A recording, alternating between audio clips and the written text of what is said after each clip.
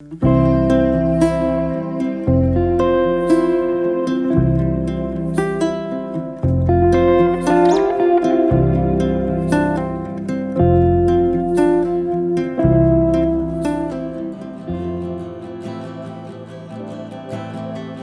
Michele McCoy.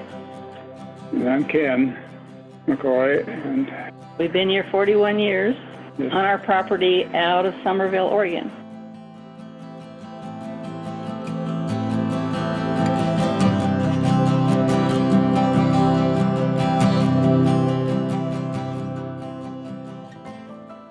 Our property was totally bare, and over the years we've figured out that the soil types did not grow all those crops well because it's dry land here. We don't have irrigation.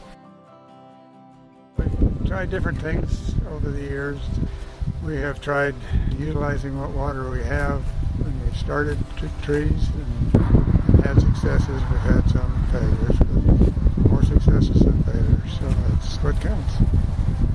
I've always wanted to be able to see a photograph of this place 100 years ago, 150 years ago, so that I could see where the trees grew naturally.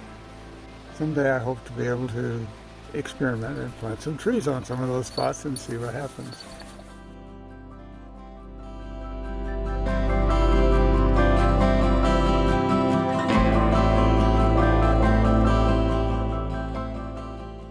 Ken created a niche for himself in doing the logging for small property owners, and we would go in, and it starts by taking out the dead stuff and then selecting the preferable species for the site to leave that and take out other things, and then it's creating the proper spacing for what's left to have a better environment so they can grow better.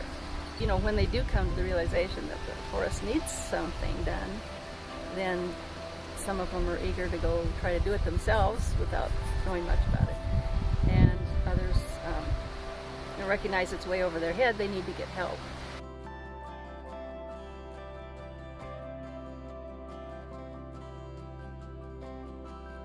Finding a good mentor is really, I would stress, is a very, very good idea for learning how to look for what needs to be dealt with and what is available and how to manage it to make the forest land healthier for everything that's left there to grow. your extension forester is always a good asset, and the foresters that are around, they're always willing to help out.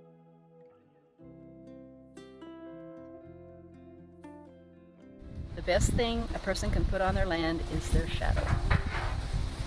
Just walk and know what's there and know what's going on and know what needs to be taken care of and do something about it. So, another wise man said.